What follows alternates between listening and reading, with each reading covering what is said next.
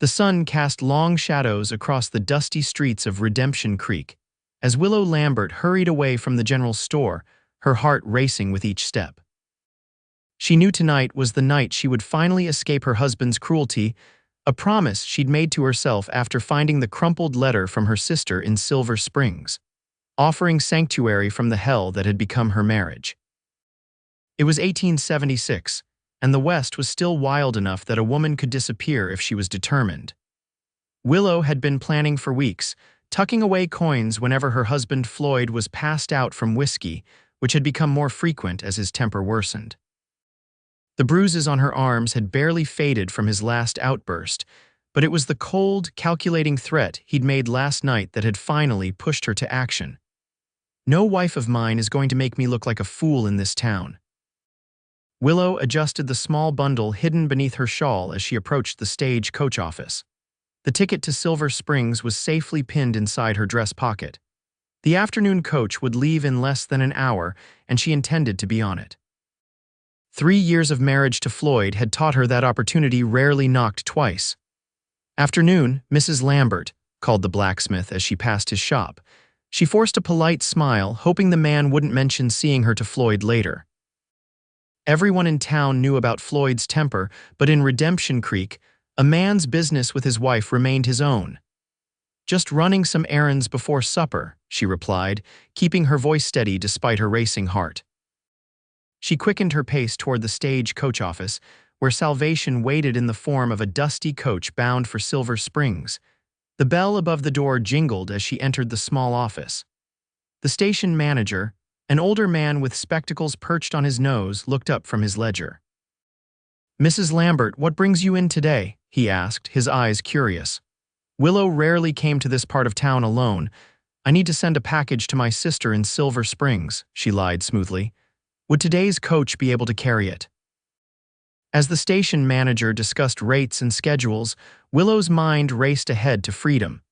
She would board the coach at the last minute, leaving Floyd to return to an empty house and cold stove. By the time he realized she was truly gone, she would be halfway to Silver Springs. The plan seemed flawless until the office door opened again and a tall figure blocked the afternoon light. Willow froze as she recognized the familiar silhouette of her husband. "There you are," Floyd said, his voice deceptively calm. "Sending packages without telling me, Willow." The station manager looked between them, sensing the tension but unwilling to intervene in marital affairs. "Just a small gift for my sister," Willow said, fighting to keep her voice steady. Floyd's eyes narrowed as he noticed the bundle beneath her shawl. "A gift, is it? Let's see it then."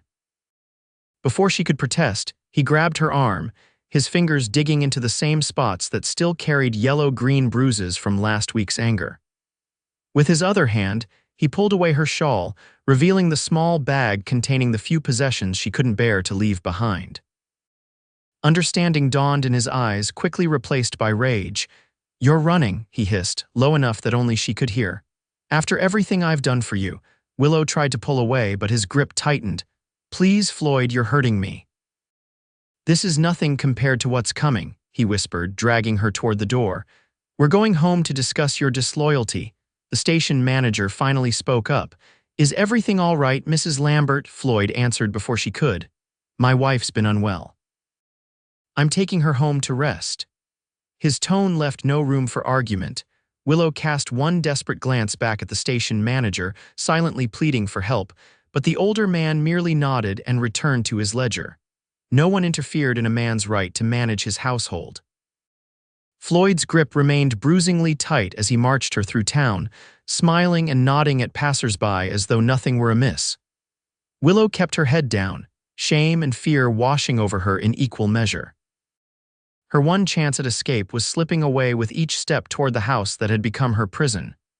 "I've tried to be patient with you," Floyd muttered between clenched teeth. "I've given you everything a woman could want, and this is how you repay me, by trying to sneak away like a thief." "You've given me nothing but pain," Willow whispered, finding a courage she didn't know she possessed. "I can't live like this anymore." His fingers dug deeper. "You'll live how I say you'll live. You're my wife." When they reached their small house on the edge of town, Floyd shoved her through the door so hard she stumbled against the kitchen table. The house was quiet and dark, the curtains drawn against the afternoon sun as they always were when Floyd was in one of his moods. "You think you can leave me?" he demanded, looming over her. "You think anyone else would want damaged goods like you?" Willow backed away, clutching her small bag of possessions like a shield. "I don't want anyone else, I just want peace." "Peace," Floyd laughed, a hollow sound that sent chills down her spine. "I'll give you peace." He moved to the kitchen drawer and pulled out a long knife, the same one Willow used for cutting meat. The blade caught the thin beam of sunlight, penetrating the curtains, flashing like lightning. "Floyd, please," she begged, backing away until she hit the wall. "Don't do this." "A husband has rights," he said, advancing slowly, "and one of those rights is making sure his wife knows her place." Willow closed her eyes, praying for a miracle, for someone to knock on the door, for anything to interrupt what she knew was coming. The miracle didn't arrive, but a sound did. The back door creaking open. Floyd spun around as a tall figure stepped into the kitchen. Dust covered his clothes and hat, marking him as someone who'd been on the trail. A stranger passing through town, perhaps, or a drifter looking for work. His face was shadowed by his hat, but his stance was that of a man accustomed to danger. "Door was open," the stranger said, his voice deep and measured. "Heard shouting, thought someone might need help." Floyd raised the knife higher. "This is my house and my wife. Get out before I cut you too." The stranger didn't move. "Madam," he addressed Willow directly, ignoring Floyd entirely. "Do you need assistance?" Willow couldn't speak, her throat constricted with fear. Floyd answered for her, lunging forward with the knife aimed at the stranger's chest. "I said get out," Floyd roared. The stranger moved with surprising speed. His hand shot out, catching Floyd's wrist before the knife could fall, twisting until Floyd cried out in pain and the knife clattered to the floor. "I asked the lady," the stranger said calmly, maintaining his grip on Floyd's wrist. "Not you." Willow found her voice at last. "Yes," she whispered. "Please help me." The stranger nodded once, then with a swift movement, drove his other fist into Floyd's stomach. Floyd doubled over, gasping for breath, and the stranger used the opportunity to shove him hard against the wall. "When a man threatens a woman with a knife," the stranger said, his voice dangerously quiet, "he forfeits the right to call himself a man." Floyd struggled against the stronger man's grip. "She's my wife." "I have the right," the stranger cut him off with another blow, this one to the jaw, sending Floyd crashing to the floor. "No man has the right to terrorize anyone." He turned to Willow. "Gather what you need, you're not staying here." Willow didn't hesitate. She hurried to the bedroom, hands shaking as she collected the rest of her hidden savings from beneath a loose floorboard and a few more essentials. When she returned, Floyd was sitting on the floor holding his jaw while the stranger stood guard, the knife now in his possession. "Ready?" he asked Willow, and she nodded. As they moved toward the door, Floyd found his voice again. "You can't take her, she's my property by law." The stranger paused, looking back at Floyd with cold eyes. "Some laws don't deserve respect." He turned to Willow. "Is there a sheriff in this town?" "Sheriff Dawson," she confirmed. "But he and Floyd drink together, he won't help me." The stranger nodded, as if this information merely confirmed what he already knew about the world. "Then we'll handle this ourselves." To Floyd, he added, "If you follow us, or ever come near this woman again, our next meeting won't end with you still breathing." "That's not a threat, it's a promise." Outside, the sun was starting to set, painting Redemption Creek in hues of orange and red. The stranger led Willow toward the livery stable at the edge of town, where a magnificent chestnut stallion was hitched. "I'm Dallas Hawkins," he finally introduced himself, tipping his hat. "I was passing through on my way north when I heard the commotion." "Willow Lambert," she replied, still trembling from the encounter. "Though I don't want to be Lambert much longer." Dallas nodded in understanding. "Where were you heading before your husband caught you?" "Silver Springs. My sister lives there." Willow glanced nervously back toward town. "The stage leaves soon, but I don't dare go back to the station. Floyd might be watching." "I know a route to Silver Springs," Dallas said. "It's 3 days' ride, but we can avoid the main roads. Floyd and his sheriff friend won't find us." Willow hesitated. Escaping with a stranger carried its own risks, but the alternative was unthinkable. She studied Dallas Hawkins more carefully now. His weathered face suggested years under the open sky, but his eyes were kind despite their intensity. He carried himself like a man who had seen violence but didn't seek it. "Why would you help me?" she asked. "You don't even know me." Dallas adjusted his hat, considering her question. My mother suffered at my father's hands for years before she found the courage to run. No one helped her. His jaw tightened at the memory. I swore I'd never pass by someone in need, especially not a woman trying to escape a man like that. Something in his voice, honesty perhaps, or shared pain, made Willow trust him. She nodded. Thank you, Mr. Hawkins. Dallas, he corrected, helping her onto his horse before mounting behind her. We'll ride until nightfall, find a safe place to camp, and continue at first light. As they rode away from Redemption Creek, Willow felt the weight of her past beginning to lift. The town had never lived up to its name for her. There had been no redemption there, only suffering. But with each hoofbeat carrying her further away, hope flickered to life in her heart. They rode in silence for several miles, following a winding path that seemed to avoid the main trails. Dallas was clearly familiar with the terrain, navigating confidently even as the light began to fade. Have you been through these parts before? Willow finally asked, breaking the silence. A few times, Dallas replied. I worked cattle drives up from Texas, then took to prospecting for a while. Found enough gold to buy my freedom, but not my fortune. There was a hint of amusement in his voice. Now I take odd jobs, guide people who need to find or avoid certain places. Is that what I am, an odd job? The question slipped out before Willow could stop it. Dallas was quiet for a moment. No, madam, you're a person who needed help, plain and simple. They made camp in a sheltered hollow near a small creek. Dallas efficiently built a fire and prepared a simple meal of beans and dried beef from his saddlebags. Willow watched him work, noting how his movements were precise and economical, nothing wasted. You've spent a lot of time on the trail, she observed. Dallas nodded. Home is wherever I lay my bedroll these days. Don't you get lonely? As soon as the words left her mouth, Willow regretted them. I'm sorry, that's too personal. It's a fair question. Dallas handed her a tin cup of coffee. Sometimes, but loneliness on your own terms is different from being alone with someone who hurts you. Willow clutched the warm cup, understanding exactly what he meant. 3 years, she said softly. I was alone in that house with him for 3 years. Dallas didn't push her to say more, just nodded and tended the fire. His silence was comforting, not expectant, and Willow found herself continuing anyway. He wasn't always cruel. When we married, Floyd was charming, talked about the life we'd build together. She stared into the flames. The first time he hit me was 6 months after the wedding. He apologized, brought me flowers, swore it would never happen again. But it did, Dallas said, not a question but a statement of understanding. Willow nodded. Each time worse than the last. I started to believe I deserved it somehow. She looked up at him. Isn't that strange, to believe you deserve to be hurt? Dallas's expression softened. Not strange. That's what men like Floyd want, for you to believe his lies until they become your truth. They fell silent again, the crackling fire and night sounds of the wilderness filling the space between them. Willow felt oddly at peace, despite the day's terror and uncertainty about the future. Perhaps it was simply the relief of being away from Floyd, or perhaps it was the quiet confidence of the man across the fire. As she spread her blanket on the soft grass, Willow realized she didn't fear Dallas Hawkins as she might have expected to fear a stranger. There was something trustworthy about him, something solid and true. Get some rest, Dallas told her. I'll keep watch. Don't you need to sleep too? He smiled slightly. I've learned to get by on less, old habit from the war. You fought? Dallas nodded, his expression closing slightly. Union cavalry, saw things no man should see, did things I wish I hadn't had to do. Is that why you wander? Willow asked softly. He considered her question. Partly. The war changes how you see the world, makes it hard to settle when your mind won't quiet.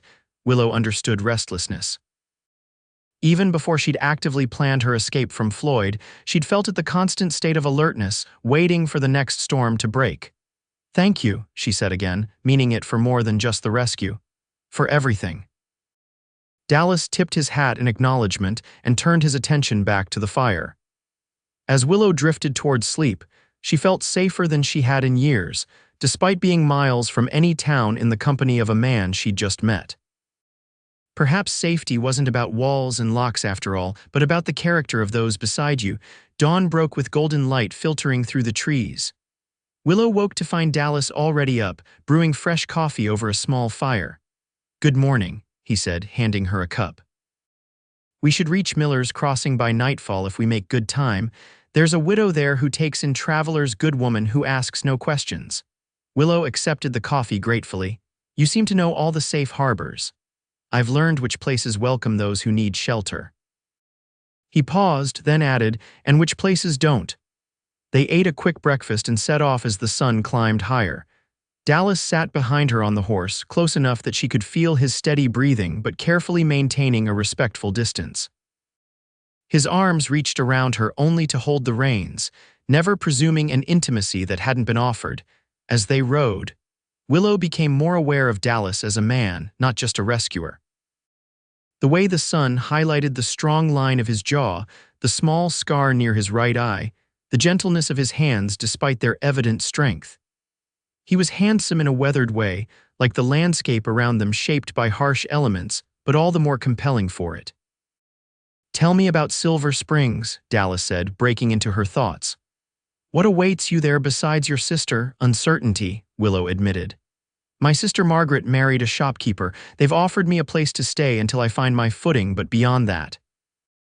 She trailed off, realizing how little she'd planned beyond escape. I can sew, cook, manage accounts. I'm hoping to find work. Silver Springs is growing, new businesses opening every month. Dallas guided the horse around a rocky outcropping. A capable woman won't lack for opportunity there. Is that where you're headed? Silver Springs? Dallas shook his head.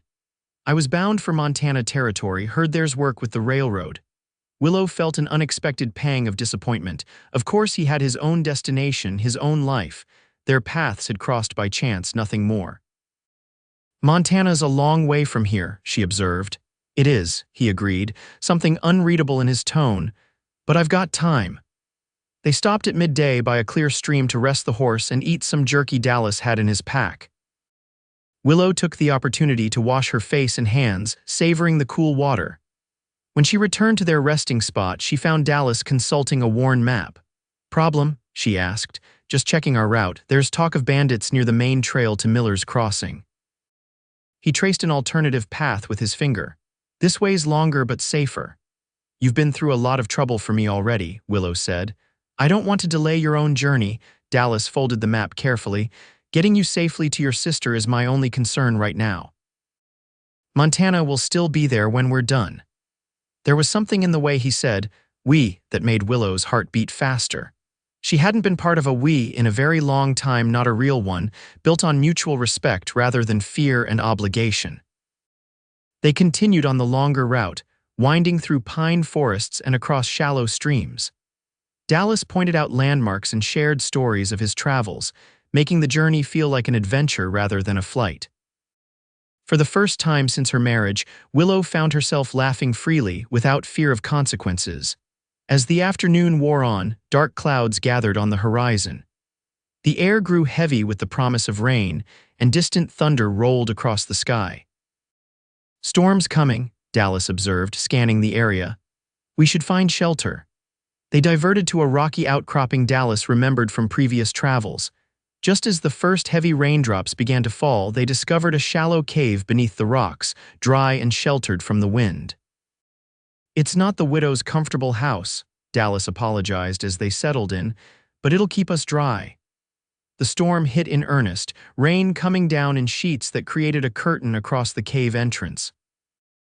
Lightning flashed, illuminating their temporary refuge in stark white light, followed by crashes of thunder that seemed to shake the very ground. Dallas built a small fire near the cave entrance, where the smoke could escape without filling their shelter. The dancing flames cast warm light across the stone walls, creating a surprisingly cozy atmosphere despite the raging elements outside. Willow wrapped her shawl tighter around her shoulders, suddenly aware of how alone they were. Not just miles from town, but isolated completely by the storm, existing in a world that consisted only of this cave, this fire, and each other. Are you afraid of storms? Dallas asked, noticing her tension. Not of the lightning or thunder, Willow admitted. But storms always meant trouble in my marriage. Floyd would drink more when he couldn't work outdoors, being trapped inside with him during bad weather. She didn't need to finish the thought. Dallas's expression darkened. Men who prey on those weaker than themselves are cowards, he said quietly. I've seen it in war and peace alike. You're strong, Willow observed, but you don't use it to intimidate. Strength isn't about domination. Dallas added another stick to the fire. My grandfather taught me that. He said true strength is knowing when not to use it. Your grandfather sounds wise. Cherokee wisdom. At her surprised look, he explained, my mother was half Cherokee. Her father taught me much about respect and balance before he passed. Willow studied him with new interest. Is that why you help strangers? Because of your grandfather's teachings? Dallas considered the question. Partly, but I've also seen too much suffering to walk away when I can do something about it. He met her eyes across the fire. When I saw your husband with that knife, walking away wasn't an option. The intensity of his gaze made Willow look down. I don't know what would have happened if you hadn't come. But I did, Dallas said simply. And now you're free of him. Free, the word resonated in Willow's mind.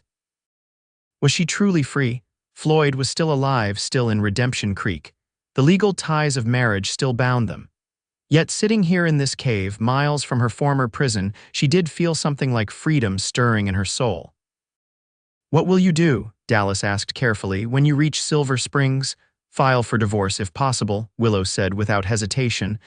I know it's difficult and shameful, but I can't remain tied to him. There's no shame in seeking safety, Dallas assured her. And Silver Springs has a proper judge who might be sympathetic to your situation. And after that, Willow stared into the flames. I'm not sure, start again somehow. Thunder crashed outside, closer now. The storm was directly overhead. Willow flinched instinctively at the sound, and Dallas noticed. Here, he said, removing his coat and offering it to her. Extra layer against the chill. The coat was warm from his body heat and smelled of leather, tobacco, and pine masculine scents that somehow made Willow feel safer rather than threatened. She wrapped it around her shoulders, grateful for both the warmth and the gesture. Thank you, she said, the words carrying more meaning than simple gratitude for a coat. Dallas nodded, understanding in his eyes. The storm continued to rage outside, but within their rocky shelter, a different kind of energy was building, a tension made of shared glances and unspoken thoughts, of growing awareness and unexpected connection. When Willow finally drifted off to sleep, lulled by the steady rhythm of rain and the security of Dallas's watchful presence, she dreamed not of knives or angry hands, but of open skies and possibilities she'd long forgotten existed. Morning arrived with cleared skies and renewed hope. The storm had passed, leaving the world washed clean, colors more vibrant under the bright sun.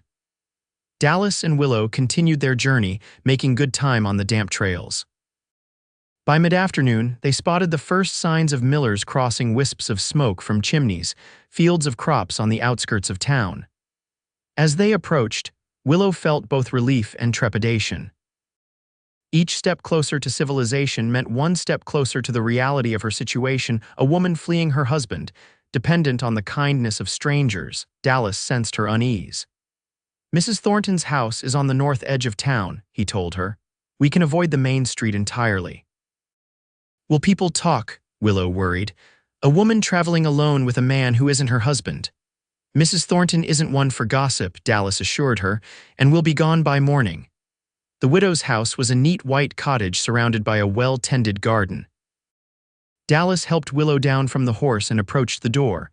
Before he could knock, it swung open to reveal a stout woman with silver hair and sharp eyes. Dallas Hawkins, she declared, hands on her hips. Still wandering like a restless spirit, I see. Dallas smiled, the first genuine smile Willow had seen from him. Mrs. Thornton, looking lovely as ever. The older woman snorted but couldn't hide her pleasure at the compliment. Her gaze shifted to Willow, taking in her travel-worn appearance with one sweeping glance. And who's this? She asked, though something in her expression suggested she already knew the answer. Willow Lambert, Dallas introduced her. She's traveling to Silver Springs. We were hoping you might have room for us tonight. Mrs. Thornton's eyes narrowed slightly, but not unkindly. Lambert, is it? Running from trouble, I expect. Willow tensed, but Dallas placed a reassuring hand on her shoulder. Mrs. Thornton has helped many women in difficult situations, he explained. You can speak freely here. With that assurance, Willow nodded. My husband, he became violent. Dallas intervened before he could hurt me worse than he already had. Mrs. Thornton's face softened. Well then, you'd better come inside. I've got stew on the stove and clean beds upstairs. To Dallas, she added, you can see to your horse out back. Samuel's already gone to town, but there's feed in the stable. Inside, the house was as neat and welcoming as its exterior, filled with simple but comfortable furnishings and the savory smell of cooking. Mrs. Thornton guided Willow to a bedroom upstairs. You can wash up here, she said, placing a folded towel and bar of lavender soap on the dresser. There's water in the pitcher. Dinner in an hour. Left alone, Willow took advantage of the opportunity to properly clean up for the first time since leaving Redemption Creek. The cool water and scented soap felt luxurious after days on the trail. As she smoothed her hair and straightened her clothes, she caught sight of herself in the small mirror above the dresser. The woman reflected there seemed different, somehow still bearing the same features, but with something new in her eyes. Determination, perhaps, or the first fragile shoots of independence taking root. Downstairs, she found Dallas and Mrs. Thornton engaged in quiet conversation that stopped when she entered. Dallas stood, an automatic gesture of respect that touched Willow deeply after years of Floyd's deliberate discourtesy. Mrs. Thornton was just updating me on conditions ahead, he explained. The trail to Silver Springs is clear, but there's word of trouble near Blackwater Pass. What kind of trouble? Willow asked, taking a seat at the table. The usual kind, Mrs. Thornton replied, setting down a steaming bowl of stew in front of her.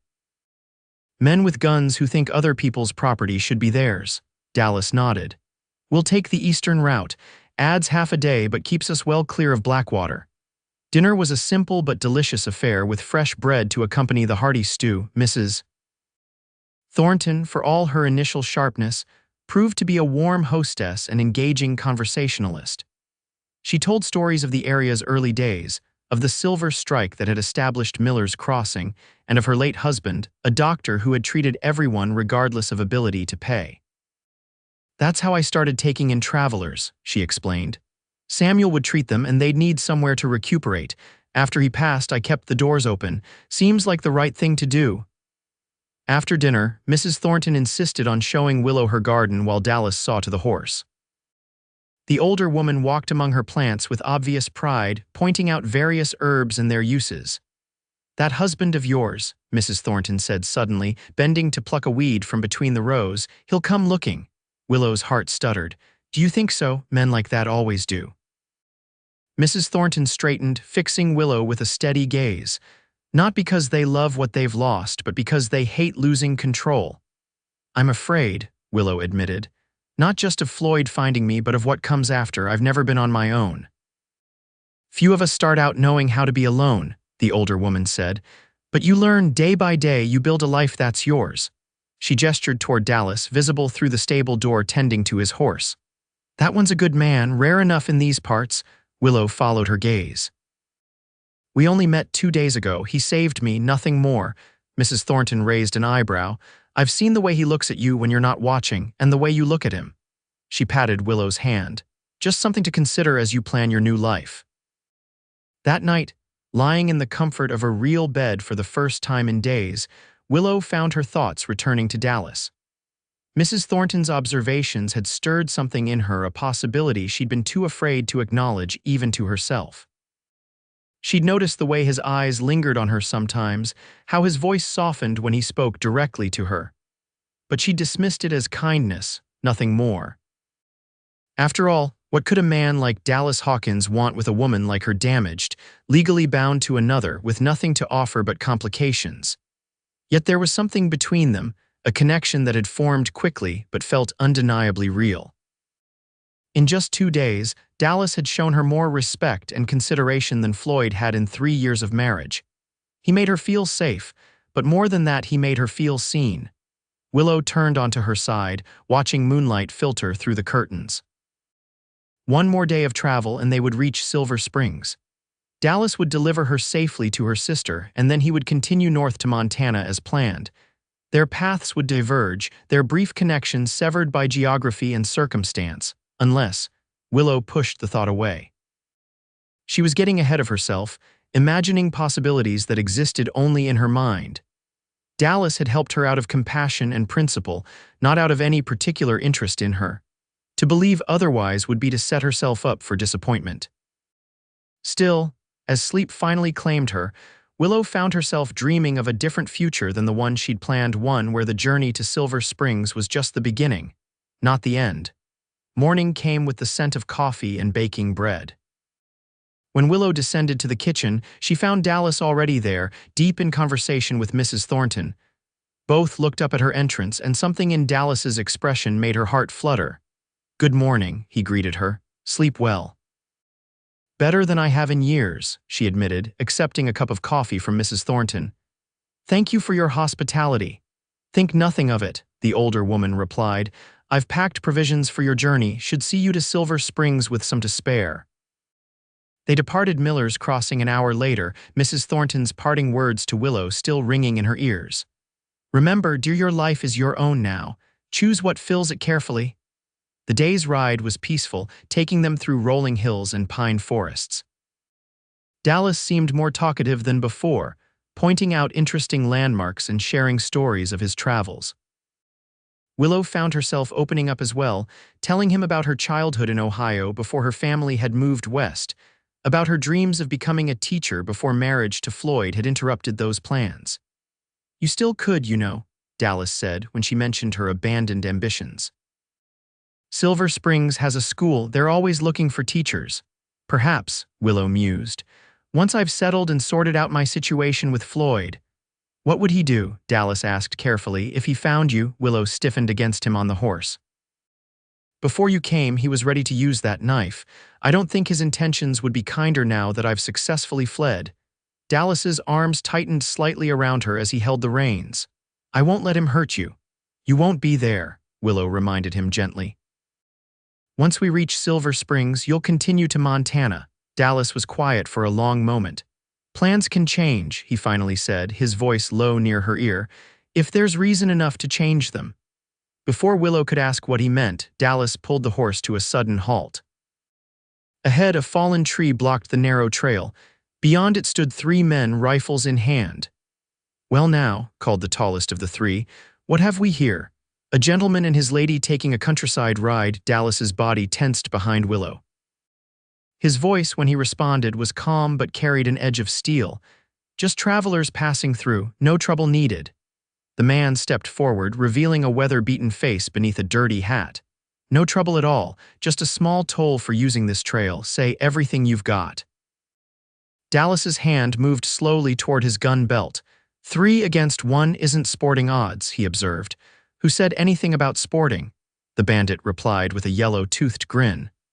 "Now hand over your valuables and maybe we let you and the pretty lady continue on your way." Willow felt Dallas shift slightly behind her. "When I move," he whispered, so quietly only she could hear, "slide off to the right and take cover in those rocks." Before she could respond, Dallas had drawn his pistol with lightning speed. 2 shots cracked the air in quick succession, and 2 of the bandits fell. The third managed to fire his rifle, the bullet whizzing past as Dallas pushed Willow from the horse. She tumbled to the ground and scrambled toward the rocky outcropping Dallas had indicated. Another exchange of gunfire followed. From her position behind the rocks, Willow saw Dallas take aim and fire again. The third bandit clutched his shoulder and fled into the trees, leaving his companions behind. "Are you hurt?" Dallas called to her, scanning the area for further threats. "No," she assured him, emerging from her shelter. "Are you?" Dallas checked himself quickly. "Just a graze." He showed her a tear in his sleeve where a bullet had passed close enough to rip the fabric but not break skin. Willow rushed to him, examining the near miss with trembling fingers. "That was too close." "Hazards of the trail," Dallas said with forced lightness, but his eyes were serious as they met hers. "I'm sorry you had to witness that." Willow looked at the fallen bandits. "Are they?" "One is, the other's breathing still." Dallas approached the wounded man cautiously. "We'll bind his wound and leave him with water. His friend will likely return for him once we've gone." They did what they could for the injured bandit, then continued on their way, more wary now of the trail ahead. The encounter had shaken Willow, not just because of the danger, but because of how quickly Dallas had acted to protect her. There had been no hesitation, no calculation of risk, just immediate, decisive action to keep her safe. "You've done this before," she observed as they rode. faced danger to protect others. Dallas was quiet for a moment. During the war and after, I spent some time as a bounty hunter, then as a scout for settlers. Is that why you wander? Because you're good at it, he considered her question. Partly. But also because I never found a reason compelling enough to stop. There was something in his voice that made Willow wonder if he was speaking of more than just his travels. They made camp that evening in a protected hollow, both more vigilant after the day's encounter. As they sat by the fire, Dallas cleaned his pistol while Willow prepared a simple meal from Mrs. Thornton's provisions. We should reach Silver Springs by midday tomorrow, Dallas said, reassembling his weapon with practiced ease. Yes, Willow replied, surprised by her own lack of enthusiasm at what should have been welcome news. My sister's house is on Cherry Street near the church. Dallas nodded, focused on his task. I know the place, good neighborhood. A silence fell between them, heavier than any they'd shared before. Willow stirred the pot of beans unnecessarily, searching for words to express the turmoil in her heart. Dallas, she finally said, abandoning pretense, what did you mean earlier about plans changing? He set the pistol aside and met her gaze directly. I meant that Montana isn't the only place that needs workers. Silver Springs is growing too. Hope fluttered in Willow's chest. You're considering staying? I'm considering many things, he said carefully. Things I hadn't expected to consider when I rode into Redemption Creek 3 days ago. Willow set down her spoon. Such as, Dallas leaned forward slightly. Such as what it might be like to stop wandering, to build something lasting. His voice softened, with someone worth building for. The words hung in the air between them, laden with meaning and possibility. Willow's breath caught as she recognized the invitation in his words, not just to respond, but to choose. I'm still married, she reminded him, though the words pained her, in the eyes of the law, if not my heart. Laws can be changed, Dallas said, and hearts can heal given time and proper care. He reached across the fire, offering his hand palm up. I'm not asking for promises, Willow, just permission to stay nearby while you sort through what comes next. Willow stared at his outstretched hand, understanding that this moment marked a crossroads in her life. Behind lay the known path, pain, fear, but familiar. Ahead lay uncertainty, but also hope. She placed her hand in his. I would like that very much. Dallas's fingers closed gently around hers, warm and strong. For a long moment they remained connected across the flames, a simple touch that somehow contained worlds of meaning. That night Willow lay awake beneath the stars, her mind too full for sleep. 3 days ago she had been a desperate woman plotting escape from a violent husband. Now she was here, on the brink of a new life, with possibilities opening before her that she'd never dared imagine. And at the center of those possibilities stood Dallas Hawkins, a man who had entered her life by chance, but now seemed inextricably part of her future. She barely knew him, and yet she felt she'd recognized something in him from the first moment, a kindred spirit, perhaps, or simply a good heart that complemented her own. Was it possible to know so quickly? To feel so certain about someone after such a short acquaintance? Logic said no, but Willow's heart argued otherwise. Sometimes, she thought, a person could reveal more of their true character in a moment of crisis than others showed in years of ordinary interaction. Dallas had shown her who he was when he caught Floyd's wrist before the knife could fall. Everything since had only confirmed that first impression. Morning dawned clear and bright. They broke camp early, both aware that this was the final leg of their journey together, at least this journey. The atmosphere between them had shifted, charged with new awareness and tentative hope. As promised, they reached the outskirts of Silver Springs by midday. The town was larger than Redemption Creek, with proper streets and substantial buildings that spoke of prosperity and permanence.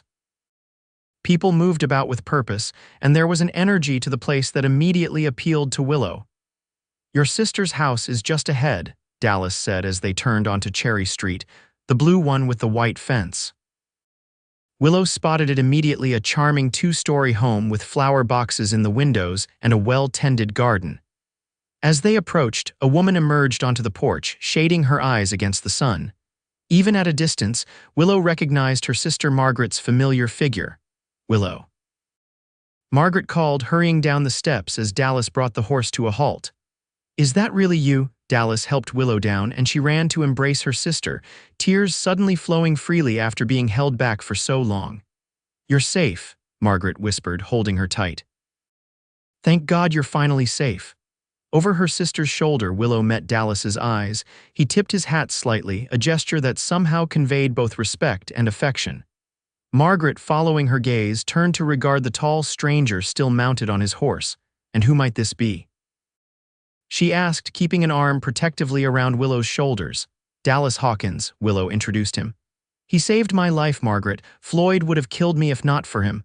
Margaret's expression shifted from suspicion to gratitude. "Then it seems we owe you a great debt, Mr. Hawkins." "Please, won't you come inside?" Dallas hesitated. "I should see to my horse."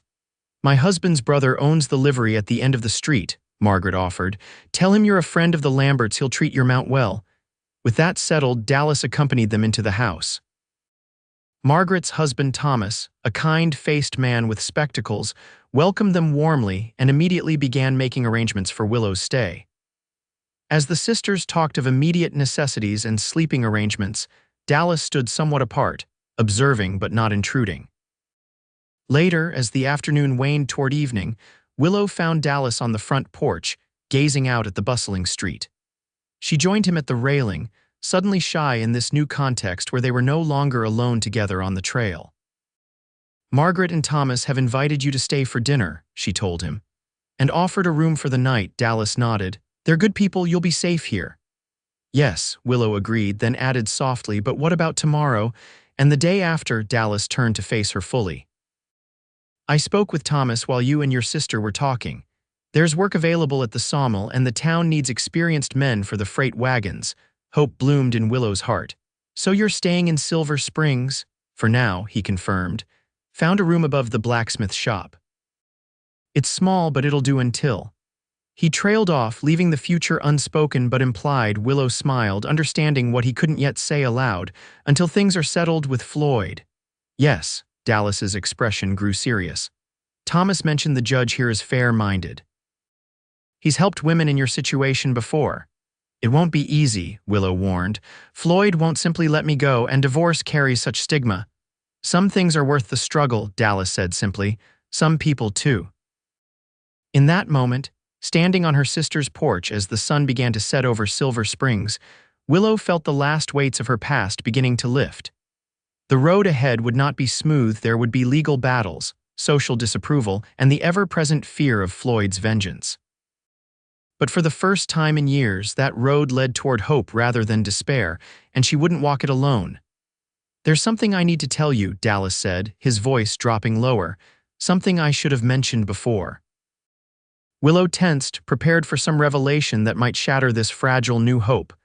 "What is it?" "My full name," he said. "It's Dallas Hayes Hawkins." He smiled slightly at her confusion. "Hayes was my mother's maiden name. I use it when introducing myself to people I don't fully trust." Understanding dawned. "You trusted me with your life, but not your full name." "Old habits," he admitted. "The war taught me caution." His expression softened. "But you should know who I really am if we're going to." Again, he left the sentence unfinished. "If we're going to build something lasting," Willow suggested, echoing his words from the night before. Dallas nodded, something vulnerable in his eyes. "If you still want that." In answer, Willow moved closer, placing her hand atop his on the porch railing. "I do."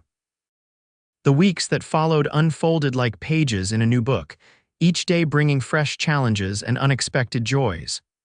True to his word, Dallas took work at the sawmill while establishing himself in Silver Springs. Willow, with Margaret and Thomas's support, filed legal papers seeking divorce on grounds of cruelty. Word came from Redemption Creek that Floyd was furious, but currently restrained by Sheriff Dawson, who, despite his friendship with Floyd, drew the line at allowing him to pursue Willow across territorial lines. The threat remained, but distance provided some measure of security. Dallas called on Willow properly, under Margaret and Thomas's watchful eyes at first, then with increasing freedom as they came to trust his intentions. They walked together through town on Sunday afternoons, ate picnic lunches by Silver Creek, and slowly, carefully built the foundation of something deeper than the circumstantial connection that had first brought them together. Willow discovered Dallas's quiet humor, his love of books despite limited formal education, his skill with a guitar. Dallas learned of Willow's passion for teaching, her talent for storytelling, her unexpected competitive streak when it came to checkers. Day by day, their knowledge of each other deepened, as did their feelings. 3 months after arriving in Silver Springs, Willow stood in the town courthouse, finally free. The judge, a stern but fair-minded man, had granted her petition for divorce, citing Floyd's documented violence and abandonment. Though the proceedings had been difficult and humiliating at times, requiring Willow to speak publicly of private suffering, the result was worth every painful moment. Dallas waited outside, having testified to what he'd witnessed in Redemption Creek. When Willow emerged, legal papers in hand declaring her no longer Willow Lambert but Willow Lewis once more, he met her at the bottom of the courthouse steps. "It's done," she told him, her voice steady despite the emotion swelling in her chest. "I'm free," Dallas nodded, understanding the magnitude of the moment. "What comes next is your choice, Willow, all of it." She looked up at him, this man who had saved her life in more ways than one. "Walk with me." They strolled to the small park in the center of town, finding a quiet bench beneath an old oak tree. Fall had come to Silver Springs, painting the leaves in brilliant hues of red and gold. "I've been offered a position at the school," Willow told him. "Teaching the younger children, I start next month." "That's wonderful," Dallas said sincerely. "You'll make an excellent teacher, and you?" she asked. "The sawmill work was only temporary, you said," Dallas nodded. "Thomas has offered me partnership in a freight business he's starting. Regular routes between here and the larger towns, eventually all the way to Denver." He hesitated. "It would mean putting down roots, making Silver Springs home." "Is that what you want?" Willow asked.